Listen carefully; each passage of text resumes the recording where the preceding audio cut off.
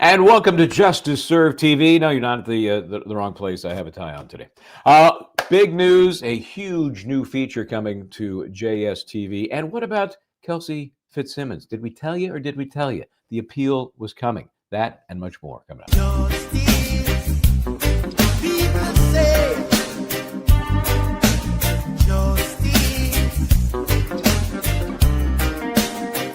Love you, Linda. Love you. The courthouse the other day in the hallway, you're singing "Oh Happy Day."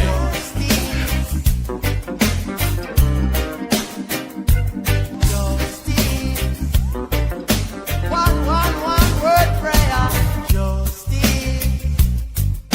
Justice, where are you?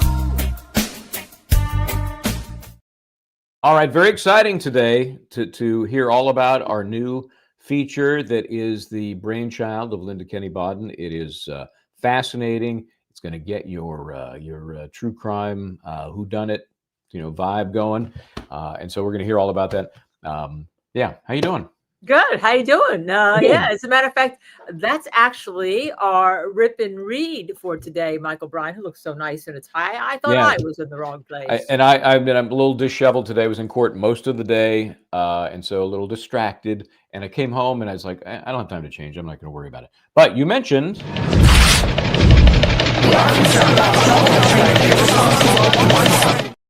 I know you have one quickie. I know you got a quickie, and it's an important one. Before we do that, this is the international symbol for the Louvre burglary, robbery.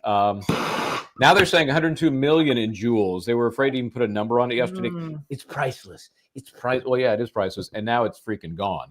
The 4 suspects, nowhere to be seen. You don't think they've already pried those jewels out of the crown and the other accoutrement of the jewels and just sold the stones? Of course. This was not like guys walking by the Louvre and said, hey, what happens if we knock that off? And they went and did it. This was very well planned.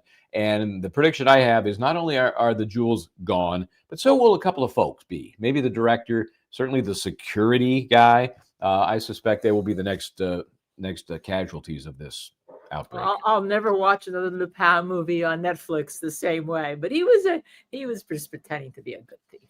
Yes. All right, which they bring out another episode for. But let's get to the real. This is actually a rip and read headline that is, let's see, 68 to 78 to 88 to 98 to 2008 to 2025. So that's 47 years. That may be even longer than what we're talking about in the Teresa Fusco case, which we'll be talking about later this week. This is a case out of Oregon. And why am I going to mention it? Because we are premiering our second season of JSTV, The Hunt. And this is going to be the search for the killer of Stephanie Caroline Vilko. Now, you don't know her name, and that's the whole point of this. So why don't we just run our little promo, because we're going to be premiering it for members only on Thursday at 5 p.m. That's going to start for members only. Let's listen. Who killed Stephanie Caroline Vilko in 1968? As a matter of fact, the guest you're going to hear from in a pre-recorded interview, his name is Paul Stark from Gaston, Oregon. He wants to know who murdered her. This case and her death has haunted him his whole life. And he came to us last year and he basically said before he dies, he wants someone to remember Stephanie Vilko, and he wants to find out who killed her, and he wants someone brought to justice. Very good. Yeah. So by the way, that clip was pulled from the pre-recorded series. The first series is 30 minutes and I think 1 second. It was pulled actually by AI from StreamYard. I thought they did such a good job. Interesting. They picked that as an important clip. That's interesting. As an important clip and all. And I'll give you all a little tease, because you have to be a member to be able to solve this. Stephanie Caroline Vilko it was 15 years old when she went missing in July of 1968. Her body was found in the woods in 1969. Her cause of death and her manner of death were listed as undetermined. That's all we know at this point. We don't know. We don't have crime scene pictures. We don't know if she was found with clothes. All we do know is that my friend Paul and her brother Stephen dropped her off to go to a pool party at a public pool. Somebody knows something, but there is nothing out there, which is why Paul came for us. She is the ghost victim, the forgotten victim. So at Justice Served TV, I've picked that really as our first case to try to solve the mystery of how did she die, who killed her, if it is somebody who killed her. And you'll find if you listen to it that you'll think that she was murdered, as do I, and the body dumped in the woods for no one to find for 8 months, 15 years old. So join us at The Hunt, the premiere of Stephanie Carolyn Vilko, who killed her, 5 o'clock on Thursday on Justice Served TV. The link will come. Yep. And Paul, fascinating, right? And the story is tragic. It's sad. And hopefully we can help, bring some resolution and closure for Paul, who, that's a wish that he would like fulfilled before he moves on, right? So I'm confident in the audience and in the contacts and folks that we know and have in the audience. So Thursday, right? Thursday at 5 o'clock. Thursday, 5 o'clock. Okay, great. Okay. So if you're not a member already, check that out. Become a member, see what it's like. And I know I just predict people will be donating memberships. I'm having a vision, and that'll happen. Could be you that you get one if you're a subscriber. So you have to subscribe, hit that subscribe button, smash it, the like, the share, and the notify. But you have to be a subscriber to get a free membership. If not, they're only $2.99 a month. It's one half of a Starbucks cup of coffee, I guess. Another reason I'm glad I don't drink coffee. So we're going to look at, after we fill in some of the blanks on our exclusive information on Kelsey Fitzsimmons, we're going to look at the video from yesterday's hearing in the Brian Walsh / Miles King case, because of all the underlying issues with evidence in that case, and because our boy Michael Proctor and the Proctor factor, I say he got proctored. Because as we know from yesterday, he has removed his attempt to get his job back, and speculation is rampant as to why that is. Is it connected with the search of his phone that he thought was clean and now it's not? And is that really going to end it? So we'll get into all of that. But let's first bring folks up to speed on Kelsey Fitzsimmons. As we told you yesterday, there was a notice of appeal filed. People were freaking out like, I don't see it on the docket. Please relax. If we say that's what's happened, it happened. So if you went to the docket today, you would see that yesterday's date is on the filing of the notice, just as we told you. Today, because there was a notation that attachments had been filed, here's the way it works. And I talked to both Stephen, the clerk at the full panel of the SJC, and Vinny, who's the clerk at the single justice portion of the court, to find out where the documents were and what was happening. When I get to the full panel, which makes sense, because remember, this is a single justice decision, Justice Duar, who will be, of course, recused from the full panel review. There are 7, and we minus her, so 6 will take a look at this appeal. We knew that it had to be filed timely, and it had to be within 7 days. Then it moves up to Stephen's department. He said, we don't even have it yet. We see that it was filed, but they put a new number on it when it moves to the full panel, or they somehow designate it differently. Right now it's 0417 is the last 4 digits of the code on the case for the single justice review. They tweak it a little bit, they do something, and he didn't have that. So he sent me back to Vinny to find documents, if any. Here's the way it works, as we talked about, I think yesterday. Sometimes you don't get supplemental documentation. You ask for the full panel to look at everything that you've already provided the single justice. That's the norm, according to Stephen. And I said, well, what about the court not deciding, if they want to not look at it? Remember, we talked about that too. SCOTUS, Supreme Court of the U.S., they're very picky. They get 6,000-7,000 requests a year, and they take 400 or 500 that they look at. I mean, it's low. It may be lower than that. I think it might be 100 and some. I used to know the numbers, but it's a fraction, and they get to pick and choose. Right. The SJC full panel does not have that option, so they will be reviewing the case. The question is, whether they affirm Justice Duar's position or whether they do their own. When one of the questions I saw today asking us all the time, when are they going to do that? When are they going to do that? We have any idea? I will tell you, according to Stephen, when we were talking about, he said, procedurally, let me tell you what happens here. He said, first of all, this is Massachusetts. And I I think I know what you mean. I think after Walsh and Karen Reed multiple times, and Aidan Carney and Sandra Birchmore, I feel like an honorary Massachusettsian. So I get it. So he's basically saying, things don't maybe work as quickly and efficiently as they should. The fact that he hadn't gotten the case yet, it was already filed, tells us one thing. But you hope they take it as the emergency that it's presented as, and they get to it sooner rather than later. But there's no calendar. It's unlikely. He said that there will be a request for oral argument, just as there was not for the single justice system.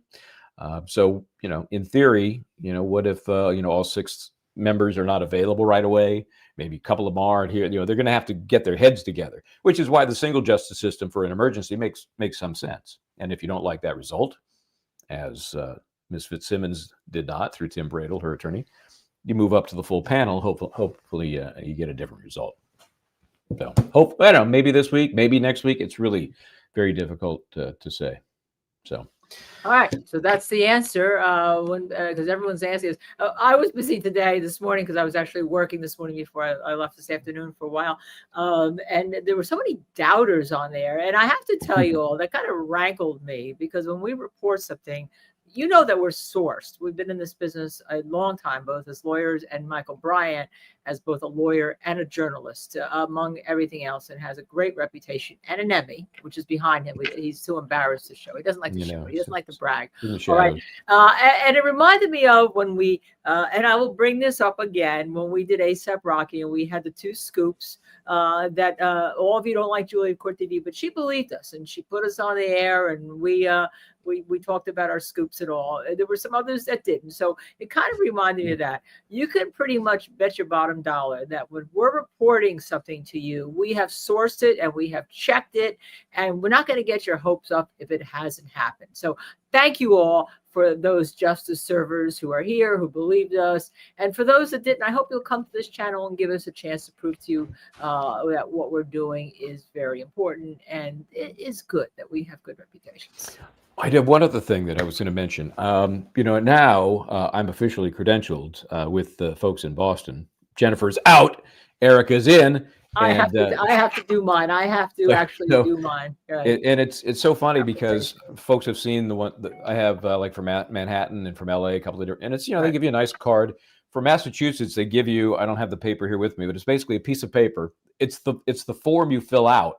The very bottom part is official, and they sign off on it if you are approved. You then take that and a photo ID to wherever you want to go into court. In this case, when I go to Salem, right. But they don't give you a real press pass. It's just cheap, is what it is. I mean, can you put some? Go to Staples, get some lamination. It costs you $1. I'll pay for the $1. So when they were doing Karen Reed, they would hand out these flimsy-looking media badges. I, of course, never got one. But once you became, on their list as credentialed, you would line up to get that handed out. They're so precious. You can't take it home. So that's the system there in Boston. It's weird. So I said to Erica, what's the deal with cameras? Because they are very clear in their rules. Not that they follow them all the time, we learned, but their own rules say that there is one camera in the courtroom for broadcast, and one camera is allowed for webcasting or web streaming. And I thought, so we always see one camera there. That's very common, right? Right. I said, well, what do we get in there? Let's raise our hands and get in there as the web version, right? Right. We've not had that opportunity until now. So I have requested from the court the ability to webcast. I wouldn't be casting it. I would just record it for a later play on our streaming service, and anybody else who wanted it can take it. For the Justin/Kelsey case coming up on Thursday. So, right. And I was told by Erica, you have to reach out to the specific department. It will be the Honorary Mary Black who will be hearing this matter on Thursday. Not a great reputation, I have to tell you that. That's all I can tell you at the moment. It's just I've read a few reviews. You went to the robing room? I went psst, psst, psst. Hey, what about Mary? Something About Mary. Remember that movie? Something About Mary. And so we'll see how it plays out. It is in the family and probate court, which gives the court always has discretion, but whenever the word family is involved, quite often they're more restrictive of everything. Right. That's true. And I did learn one more thing. I learned. Things keep falling out of my head. Remember, there was a question about whether the grandparents' motion, remember the grandparents' visitation issue, was going to be heard on Thursday as well. I've been told that is not on the calendar for Thursday. Good information, Michael Bryant. Very so good. We don't know when it's going to be heard, but according to the clerk I spoke to there, I'm public enemy number one with all these different clerks now in Massachusetts. No, they know who you are. By the way, here's one of our Wallflower, who's one of our viewers, is always on our channel. I've heard that News Nation often takes up the webcam cast and they don't show up. Well, they're not going to have to give it to us if we're there behind there. But let me go through some things. Maureen, welcome. New member. Thank you very much. Thank you, Maureen. Thank you, Maureen. You'll be able to see the Hunter search for the killer of Stephanie Milko on a Thursday at 5 o'clock and participate. I forgot to mention, this is a participatory series. I mean, we're asking you to solve this crime, and you'll hear it. And what I asked you to do, which is whenever you do, you then reach back to us at Justice Serve TV Gmail. I'm not asking you to go run and interview people, but you'll see it. And then Melissa P, also new member. Thank you, also Melissa. Yeah, it's a whodunit for our folks who like to sink their teeth into this kind of stuff. Right, absolutely, and to help these people find closure and resolution to this. Right, and we case. Find somebody who can give us the authority to get some things that we need at IW9338. Thank you for the super sick sticker. Appreciate that. And Sherry Schreiber. Yes, Sherry, thank you very much. Sherry is solid. Solid. If you haven't seen the Sherry Schreiber episode, take a look in our content wherever it is, because it was an amazing interview with Sherry. Yes. What was the title to that? Do we know? What was the title? Missy's going to put it up. She will. Okay, good. The actual title with the Sherry Schreiber interview. Joey Kane gifted one Justice Serve TV membership. All right, Joey. Thank you. And you're going to be there Thursday. That's what I'm hearing. And Joey's going to be there. And then another one. That's also. But remember, you have to be a member to see this. I'm going to keep this in members only because I want to give the members a chance to work on this case and report back to me, and then we can go from there. So you have to be a member. It's going to be important. But thank you very much for all of your help with regard to this. All right. So one more programming note, because I just thought of this on the way back from court today, and I shared it with you, that I thought I'll go up tomorrow afternoon, do our show from there tomorrow night. So with any luck, I'll be right outside the probate family law court, unless they kick me out. Just to kind of give a sense of the environment, the atmosphere, what's going on, and then of course we'll be there for the hearing the next day. So I guess you can't get your press pass early for Thursday to avoid the Thursday morning rush. Yeah, the rush. That'll be very interesting to see what, if any, other coverage there is there. It's a crapshoot. People are talking about it. Obviously, we've been on the forefront, but people are talking about the relationship. Yeah. This is not like we walk out Thursday and Kelsey Fitzsimmons gets out of jail. No, it's totally unrelated to that. This is about just an alien looking for the equity in the home owned by Ms. Fitzsimmons. Because why? Child support for 18 years in the future when he doesn't even have custody for 18 years. I hope I hope they don't squire him in and out some secret entrance, because I have some questions for him. I want to see how he does with the breathalyzer. I'm going to ask if he's willing to try a breathalyzer test to see how he does with his complete lungs. Michael's always thinking ahead. Wallflower is a new member, by the way. Wallflower 420, welcome. 5 o'clock on Thursday. Be there. All right, Scott McGinnis asked if Thursday's hearing is in probate. Yeah, it's the Family and Probate Court, which is at 36 Federal Street in Salem. Yeah. So you're going to be there, Scott? You going? You going to be there? If so, well, I'll see if I can get Joey to bring you a Danish. Okay. And there you go. Justice TV, join the hunt. 5 o'clock on Thursday. Missy will post during the show the Sherry Schreiber episode that we talked about. Take a look at our library. We have a lot of things in our library. Almost 1,000 we just passed 1,000 videos and like 5 million views. So right. So 5 million views, but not 5 million subscribers. So hit that. We do not have that subscribe button. Okay. A lot of people working hard, even behind the scenes, and counting on you now to solve a crime that's almost 5 decades old. Okay, so let's jump into court here. This is from yesterday. And again, we can talk over it, around it, through it, whatever you, let me find the right one here, excuse me.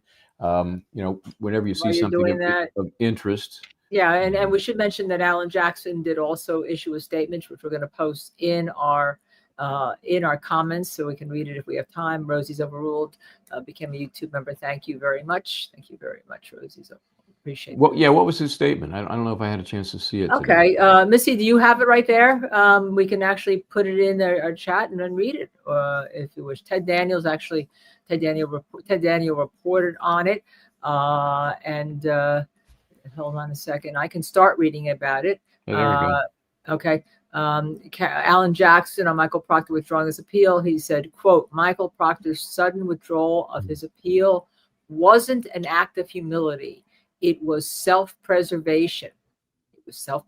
He learned investigators have recovered text messages from his private phone dating back years, and he wanted no part of what those text messages would reveal. He didn't accept accountability. Mm-hmm. It hunted him down. Hunted him, and as like in our the hunt. Thank you for Alan for promoting that. And as Colonel Noble has admitted, the years-long corruption is systemic. Thank you, Ted Daniel. Can you imagine going back to 2013? I don't want anybody looking at my phone, and I got nothing in there. You'd be bored to death. But his phone, oh my gosh, what a treasure trove of nastiness. And we're going to hear it. Yeah, I wanted actually to do a contest here, Michael. Not that anyone wins any prizes. Do you have the gumption? What do you think are the worst tweets? Not tweets, texts, I should say, because they're good. Well, they could be things that he wanted to post. What do you think are the worst tweets on his phone? Put them in our comments here. Yeah, put them in our chat. Put them in our comments after the show ends. What do you think are the worst texts? That's a dangerous request because it kind of gives people license to be vulgar, inappropriate. So I guess if you're going to do that, make sure you preface it with Proctor, Proctor's text or something. We don't think it says you making some vile comments. Right. And a lot of little asterisks and numbers and all that kind of quotation marks around them. But we've heard, homophobic, misogynist, racist, the usual trifecta of Proctor goods. Okay.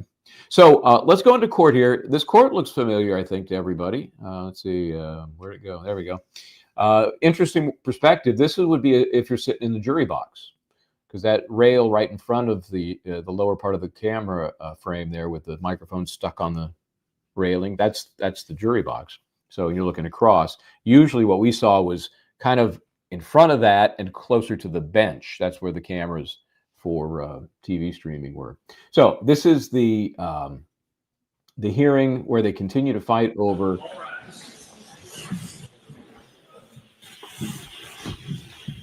Sneaking in from the side. Here. See him right there? There we go. There we go. Popping in. So this was to discuss, among other things, that evidence that was revealed in the federal investigation, part of which was used in the Karen Reed case, part of which outed Michael Proctor, and now these cases, Brian Walsh, Miles King, and is it Desario? I'm sorry, I can't remember the third defendant who's directly affected by this material, or might be. This is the hearing in which the prosecution has the chance to tell the court, here's what we got, and here's what we think may or may not be appropriate and important for the defense. And you should be asking yourself, well, why in the hell is the prosecution deciding that? That's a good question. Mr. Moore is not present. His presence was made by his attorney, Scott Murphy. The Commonwealth is represented by Assistant District Attorney William O'Driscoll. And unfortunately, Miss Scarpaccio, is that right? Scarpaccio, am I pronouncing that right? Yeah. One of your fellow country persons. She is not here, so there's some stand-in people for her and I think one other attorney. Okay. Good afternoon, Scott Murphy, Mr. Moore. All right. What are we doing today? So I received about 12:30 today a motion for Hold on, I'm trying to get the volume back up. Okay, here we go. buccal swab along with the DNA report that we've been waiting for quite some time.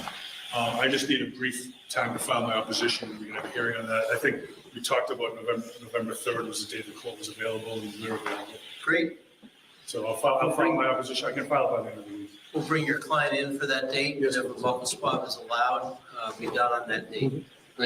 Okay? So as Mr. Moritz continued to November 3rd at 2 p.m. for hearing of the Commonwealth's motion for DNA. Thank you. Thank you. Is Ms. Yass still here? We have 88. She's in the back. She is, okay.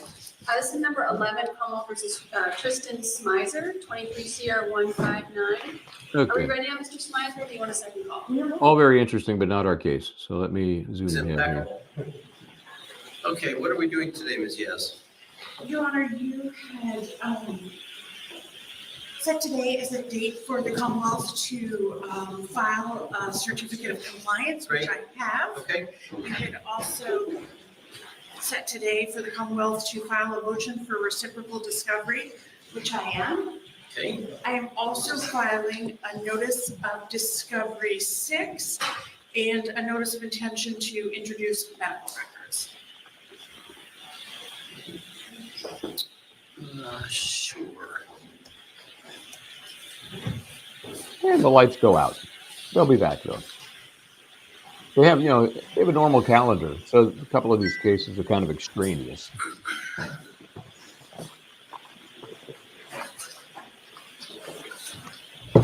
Come on. Turn the lights back on. No help. I'll help it. Specific There we go. requests to both the lab and the police officers for them to answer our specific questions. I've already checked with our office and to see if there was any information that our office contains and if post contains pursuant to Graham McFarland. I've turned that all over to my sister, so I've complied with all of that. So now I'm just waiting for specific responses. I've received actually a majority of those, and so far I don't have anything specifically to report to my sister. So I'm specifically waiting for that. I've put in most of the motions that I expect for experts to be filing and exhibits as well. So I think that we're well on our way for an end of April trial date. Do we have a date? Okay. Again, I did not have the chance that I'd hoped for to really scan this. I know it's in here. Something in the It's beginning further, of February. it's further along. Yeah, I'm but it waiting is for the- interesting. I'm actually interested to see how other lawyers act. Yeah. Yeah, it seems, Well, dare I say, almost normal. Yeah, while you're doing that, I'll talk about until you find that over Okay, the summer. Let me just tell you the history about this. Remember Judge Doolin, who we liked, Turner Boy's case. He ordered the extraction of Proctor's phone from the time of the Miles King murder, alleged murder, to the current, and it had to be anything exculpatory initially, but then. Just in September, the extracted phone was given to Proctor's attorney for a privilege log. And then as a separate from that matter, materials in the Reed federal investigation were sought by the defense attorneys in 5 different cases, of which Brian Walsh and Miles King were one. And then just recently in the Walsh case, the Commonwealth filed a motion requesting more time, which we talked about last night. And they were given time beyond the October 24th deadline to review the extraction, which is voluminous, right? But it's all under protective order and all, because on the 31st, which is next week, all of the materials have to be destroyed pursuant to the federal order, which has given these, have given these materials for the review. And so, yes, we have that. Then we have in the middle of all this, Proctor withdraws his appeal, which started this whole Walsh thing. And then we have Proctor's lawyer also withdrawing as a lawyer as of today. And then we have the hearing that just occurred yesterday that we talked about in the Walsh case with regard to 4 of the defendants about releasing the material. And that's what we're trying to go through right now. Yes, and I believe because they've got these stand-in attorneys, if Ms. Scarpaccio is involved, I go right to it because she's very recognizable. But she's got to fill in. So I believe this is them. Standing in for Attorney Scarpaccio on behalf of Mr. Here we go. Yes, Yeah, it here is. we go. And standing in for Attorney Scarpaccio on behalf of Mr. Johnson and Sorry, representing Scarpaccio. Mr. Sorry. Della Santos. Thank you. Larry Tipton for Mr. Walsh. All right. And Mr. Cataldo? Yes, good afternoon, Joseph Patello on behalf of Bianca Ciancio. Okay, we can hear you loud and clear, but we cannot see you. I will, Madam Clerk, if I just log on, I'll come back in because it says my camera is working. No, it's all right. Just so long as you're content, we're content. It's Brian Walsh's attorney, Okay. one of them. What is the current status? Your Honor, Judge Casper issued an order on Friday, which allows the Commonwealth to provide to the defendants who in the cases that were called, in addition to some other designated defendants. It allows the order allows the Commonwealth to produce some grand jury materials to the defendants in those cases, provided that they are filed under seal. The order that was issued on Friday, we are also allowed to produce to the parties in the court as long as it's filed under seal, and an index, again, as long as it's filed under seal. So I have those materials present for the people who are here today, and logistics are making this a little bit complicated for people who aren't present. But we have some signed motions for protective orders and a draft order for this court. And assuming that the court endorses the draft order, then the attorneys can start signing the acknowledgement, which is at the bottom of the draft order, and the materials can be produced. There's a draft order for this court to consider? Yes. So I don't know. This is a signed one on Walsh. They're all identical at this point in time. All right, let me take a look. Okay, so this is important because Judge Kasparian finally said, okay, prosecution, here's what you need to do. The prosecution then goes through the material and says, oh, here's an index of the stuff, and here's what we think the defense should be allowed to have. Anybody have a problem with that? Anyone? Raise your hand if you have a problem with that. It's the fox guard in the hen house, as I've said many times. And we're going to hear, the complaints about that. But that's the status of it right now. And again, as Linda said, the deadline is a week from Friday to dispose of or return these materials. Right. And now they've gotten a partial disclosure. As you notice, too, it's all under seal. Everything's sealed, impounded. Nobody's going to get to see crap, including even the index of materials. Right. We don't get to see any of that. We don't get to see what's called the privilege log, which they've been fighting over. So if you've seen other people saying, "Oh, these texts are going to be public," no, they're not. And remember, we're talking about texts that Proctor apparently had in his iCloud account because he didn't know when you got a new phone, you still had your iCloud account in 2013, and I can't imagine what they are. But once well, I can imagine, and yes, we did ask you to put in what you think is in the comments show afterwards. Maybe would be a better place to do it. What you think his Pex is going to say, but preface it with I think Michael Proctor is going to say, and then do a lot of asterisks and stuff so that we don't get dinged for bad language and people don't believe it's you. Right. Joey Kane, thank you. I agree with Joey Kane. Not the first part. Wicked smart. Karma. You see shirts. You disgraced former Trooper Proctor. Yes. You see shirts in Boston like that all the time. When you go up there tomorrow, you'll see a lot of shirts you can buy that says "Wicked Smart." Karma came for disgraced former Trooper Proctor. How are you doing, Lizzie? Called anyone's work later. Yeah, Lizzie Elizabeth Proctor, the wife for the moment of Michael Proctor, who was alleged to have called employees to basically defend her and her family and Michael Proctor when he was people were being mean to him.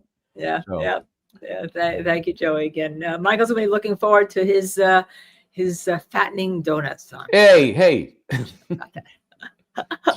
So no one's gonna see. They are under seal. They are gonna be under protective order. And if they get leaked, there's gonna be a good way to find out who leaked. Yeah, and to your point about what it's not like they're gonna disseminate these, but if there happens to be a trial within which a certain person testifies, Katie barred the door for the stuff that might come in that circumstance. And you know what's sad about this with Karen Reed?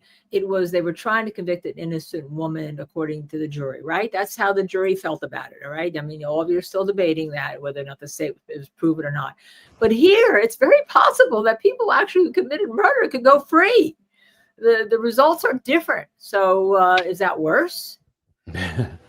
Well, you know what is it they say? Better to let some killers free than to incarcerate or kill one innocent person. I know I've paraphrased that horribly. Yeah, it's better to let a murderer go free as opposed to convicting an innocent person. Yes. Okay. So here's the story. Here we go. The judge now looking at this proposed order, which is going to say we're going to give an index and certain materials to the to the defense from the prosecution.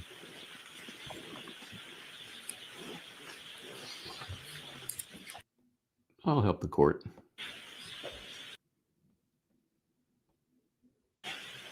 Very thoughtful. Thoughtful.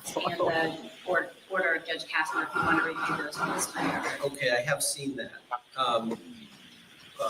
This only covers certain grand jury material that does not include or reference the TUI materials, right?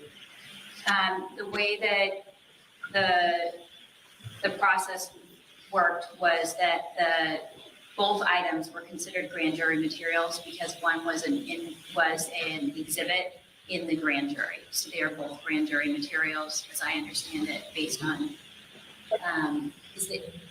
Interesting point. Now the judge is saying, well, look, we've got grand jury material and we have the TUI material. TUI, the name of the case, in which deals with the ultimate materials that the feds received, right?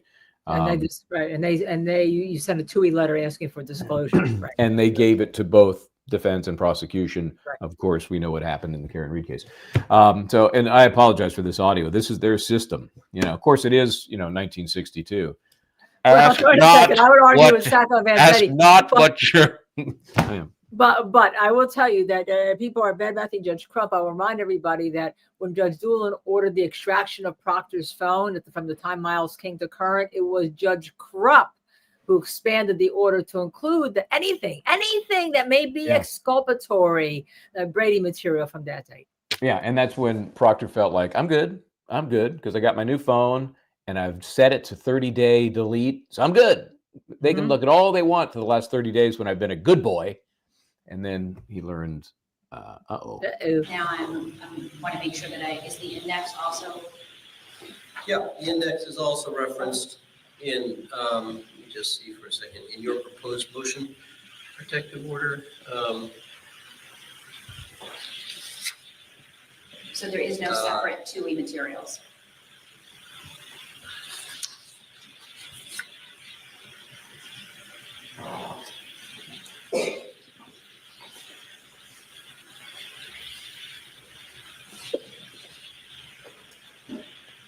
As he's thinking, thank you, Sherry Schreiber. Really appreciate your confidence in us. Thank you very much. Appreciate that, Sherry. Well, look at it this way. It's better than Judge Beverly Cannoni, who only thought a couple times when she went off the bench. All the time she was like, I'll allow it. I'll allow it. Yeah.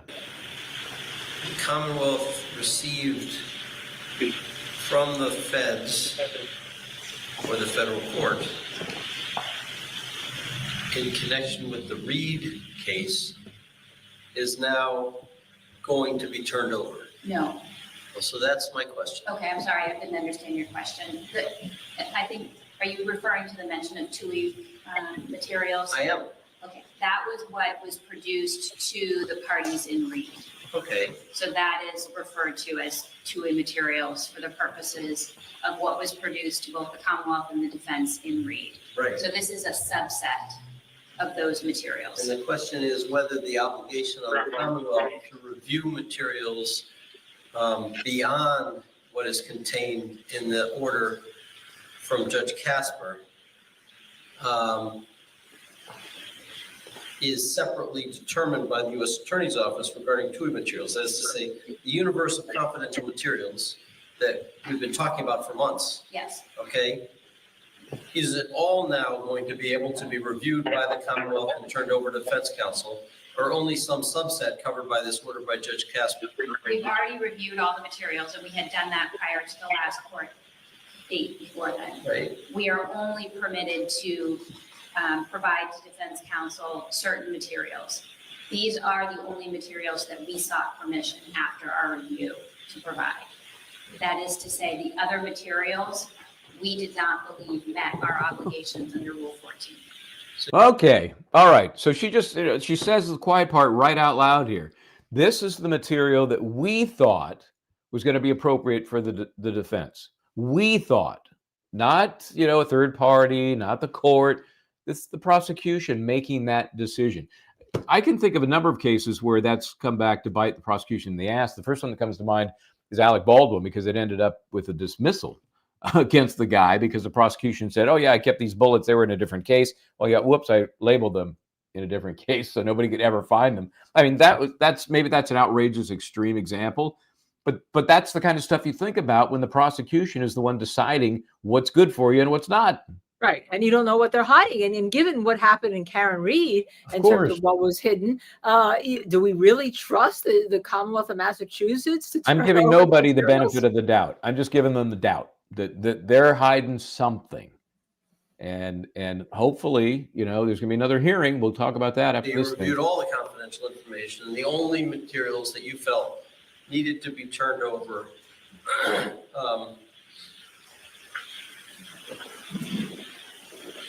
were the two categories of information contained in Judge Casper's order. All the rest, you did not seek authorization either through the U.S. Attorney's Office pursuant to TUI or from Judge Casper to turn over. That is correct. Okay. All right. And okay. I'll hear from the parties, the defense counsel, if they wish to address the court.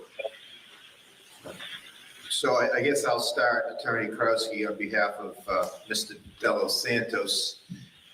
My understanding of the order was that under the umbrella of grand jury, we are going to receive these materials, which would include all of the grand jury from the federal court, including any and all exhibits related to Trooper Proctor.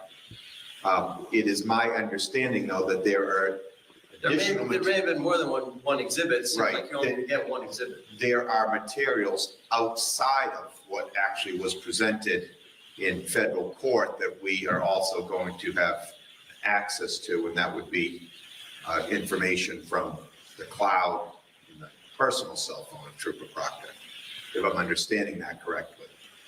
So I want to make sure that I'm answering the question that's being asked, but separate from the motions regarding what was produced to both the defense and the Commonwealth pursuant to the TUI request.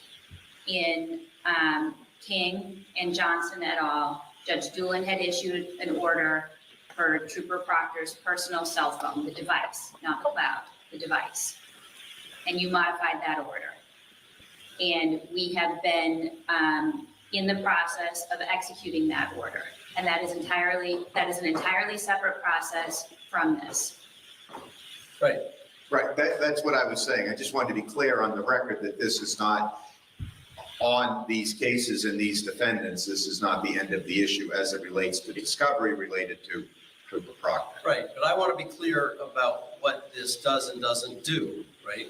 The Michael, Brian, can we stop for a second? On all the yes, we can. Yeah, we can. And let me just first read this from Ocean Beach. I thought Krupp was going to call her on, limiting the subset she asks the SC to share, but he allows it, and TUI is on. Yeah, that's really a good Ocean Beach. Yeah. Anyway, when I hear that, I'm sorry, when I hear that, my first thought is, Mr. Bryant, would you like to respond? Yes, Your Honor, I would. What the fuck? How is it that the prosecution is telling us what is and isn't important here? And the court is putting it on defense counsel to do that. It's like he's going along with it. And that, I don't think that's right. But luckily, defense counsel calls him on it. Anyway, I'm sorry. Go ahead. No. What I want to say is that we have a pattern here, okay? Let's bring this back to Kelsey Fitzpatrick just for a moment, okay? We seem to have a pattern. Fitzsimmons. I know you want to change your name. It's Fitzsimmons. Fitzsimmons. I'm sorry. I keep saying Fitzpatrick. It must be because of Boston and all. Kelsey Fitzsimmons, okay? I want to make it clear that my judge, when we were in Suffolk County, when we tried Aaron Hernandez, we loved him, okay? We called him out on a couple of stuff. He went after us, we went after him, but it was like, what did I do wrong? We was good. He was a good judge, right? And appreciated good lawyering. I'm getting, after watching the Reed case and listening to all these arguments, and then we have Kelsey's case, I mean, Kelsey's case to me is the epitome of bad judging or not being a real judge, not being fair, not trying to do the right thing. And it's really ranking. It's rankling. Rankling you? Are you getting rankled? Rankling. I'm getting rankled. And when I get rankled, I get wrinkled, and I don't like getting wrinkled. Okay.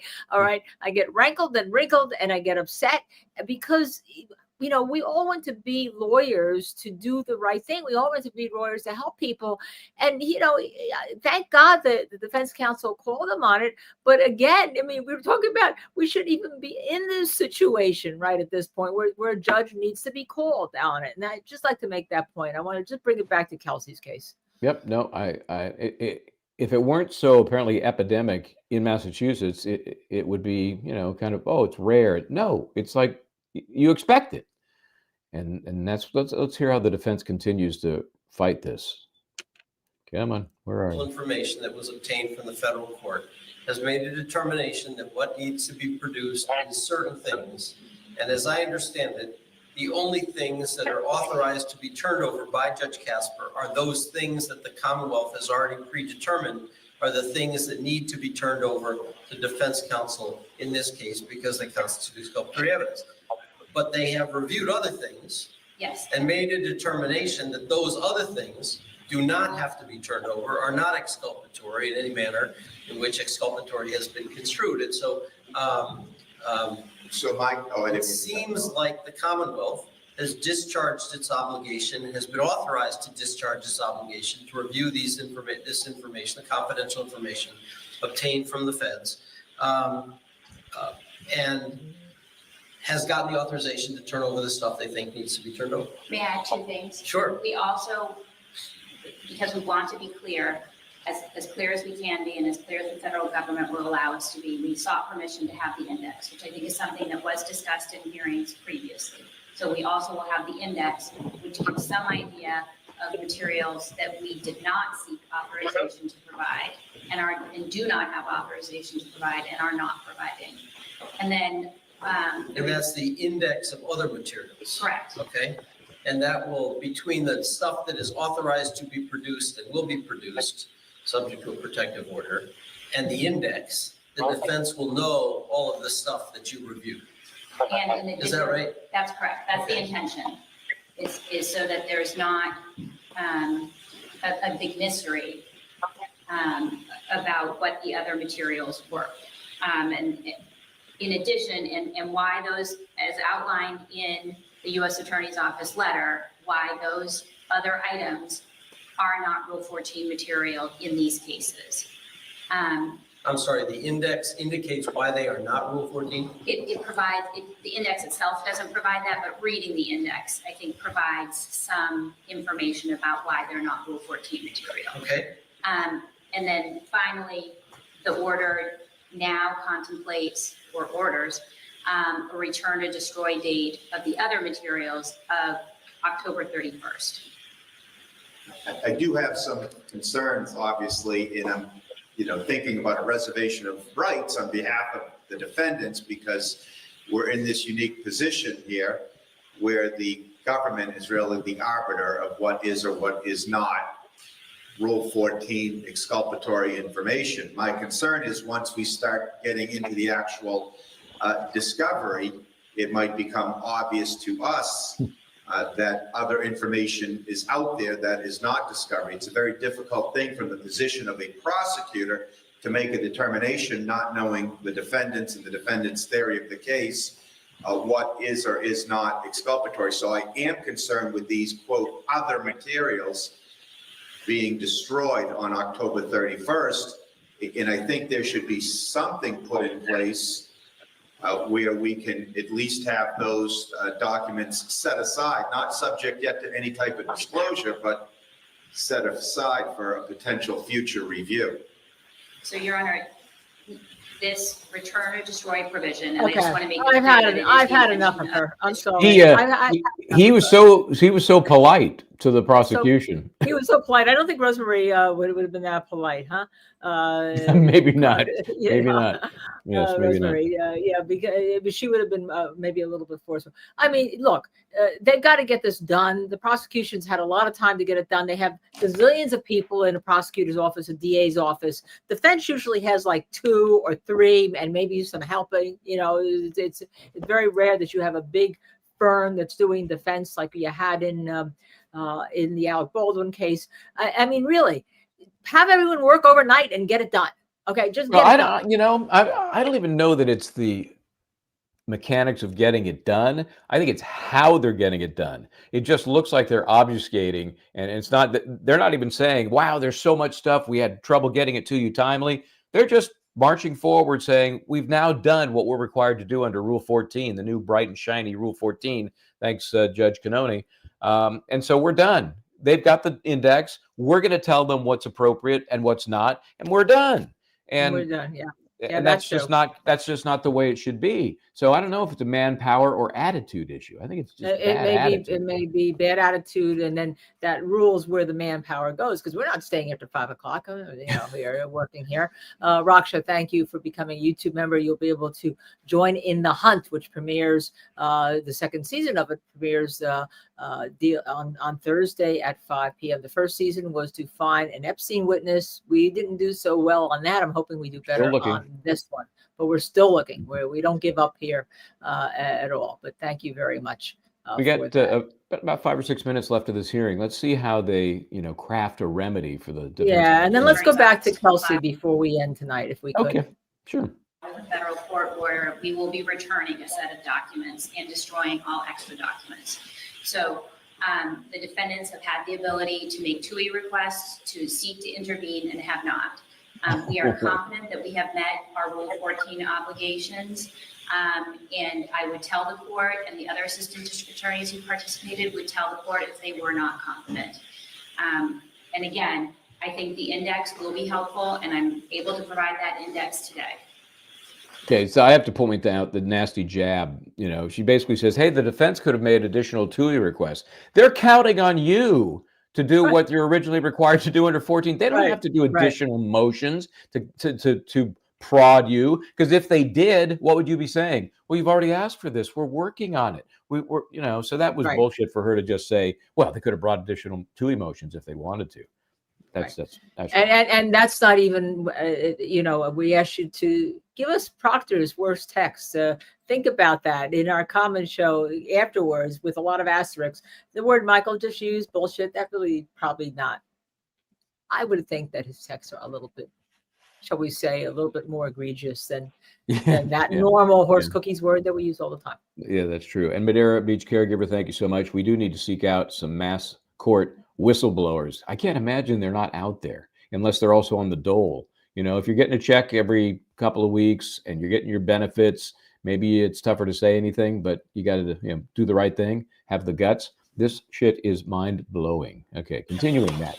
Okay, I think what I will do is in an abundance of caution and against my better judgment, because I really don't want to have another hearing in this, but I will schedule a time to see anybody who wants to be heard on the issue of the other list sometime next week, after you folks have seen it and have had a week with it, to consider whether you think there's anything that you need to bring to the prosecutor's attention about the things that might be on that other list. You obviously don't have the other list, so you shoot blind, but you'll have it today, and you'll be able to come to some sort of conclusion as to whether you think, given the information on that list, you have some reason to believe that it would contain exculpatory information based on the chronologies in your case or whatever else it is. Sure. Okay, so basically at this point they pick a date. That's all that happened, and the date they picked is next Thursday, which is the day before the return or destroy. So it's cutting it close. Obviously, I don't know what would happen if they find in the hearing next Thursday, a week from this Thursday, that yes, there are these materials, don't destroy everything, and you have a federal order to destroy or return that kicks in less than 24 hours later.